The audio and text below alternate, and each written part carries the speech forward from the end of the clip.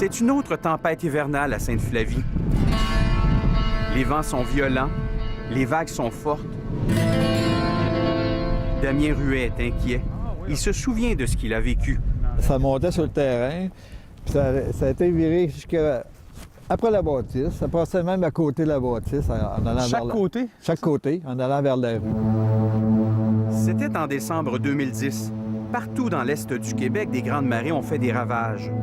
Depuis, celui qui était maire de Sainte-Flavie à l'époque craint d'autres tempêtes, craint pour sa maison, son commerce. C'est la quiétude qu'on vit ici en même temps, puis la beauté de tout le paysage qu'on vit à l'année.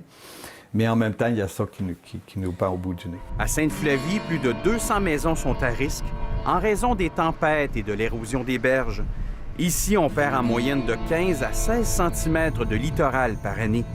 Les risques sont tels qu'on envisage de déménager ou de carrément démolir certaines maisons. L'avenir, c'est plus incertain. On sait bien que la valeur des propriétés, elle ne sera plus la même. Là. Ça va déprécier, c'est certain. Les gens de Sainte-Flavie sont attachés au fleuve. Mais bientôt, on va les rencontrer pour leur parler des risques de vivre ici, de vivre si près du fleuve. Ils auront donc un choix à faire et ça sera difficile pour eux. Partir ou encore rester. Bonjour, c'est Géraldine de la municipalité de Sainte-Flavie. Géraldine fait de la sensibilisation auprès des gens qui habitent dans la zone à risque. Aujourd'hui, elle est chez Mme Gallagher. C'est elle, éventuellement, qui aura la tâche d'aider les propriétaires à faire des choix. Est-ce que vous avez des nouvelles de sécurité civile? C'est actuellement en cours, puis j'espère que d'ici la fin du mois, on pourra prévenir les citoyens. C'est pas une décision qui se prend facilement. C'est une décision de vie. Le dilemme sera d'autant plus déchirant qu'une telle offre pourrait ne jamais revenir pour les citoyens.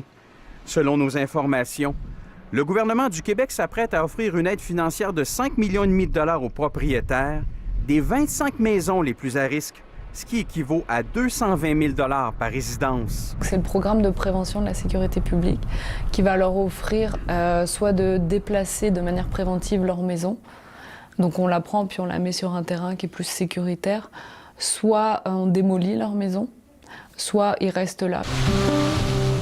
Suite à 2010, là, il y a eu des traumatismes quand même suite à cette tempête-là où les gens ont dû prendre des décisions rapidement. L'avantage du programme qui va arriver, c'est qu'on va leur laisser le temps de choisir. Huguette Lacerte vit dans la zone à risque. Sa maison, elle l'a achetée 6 mois seulement avant la grande tempête de 2010. Ça vaut le coup de vivre ici, mais est-ce que je le referais? Je pense que je serais plus sage, j'investirais mon argent autrement, parce que là, maintenant, c'est fini, les maisons ne se vendent pas. Elle craint le pire à chaque tempête. Pourtant, elle n'a pas l'intention de partir. À l'âge qu'on a, on s'en va pas, là. Mais c'est pas comme vivre tranquille. Je pensais pas vivre ça ici, définitivement pas, non.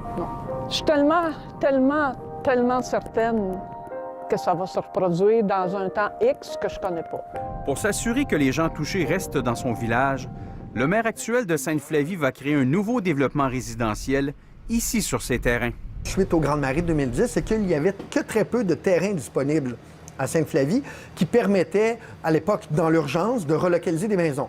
Les gens avaient plutôt choisi massivement, à 26 reprises, de démolir leurs maisons. 26 maisons ont été démolies, 13 ont été déplacées. Le gouvernement du Québec était probablement mal préparé en 2010 à réagir à une réalité telle qu'on l'a vécue, qui était quand même un cataclysme important pour tout l'Est du Québec. Pour lui, il n'y a aucun doute. Les changements climatiques sont en train de transformer son village. On la connaît, la mer, on sait qu'elle va être présente et dans 50 ans, mais le visage de Sainte-Flavie va carrément être différent. Un village dont la moitié de la population vit pour l'instant près du fleuve.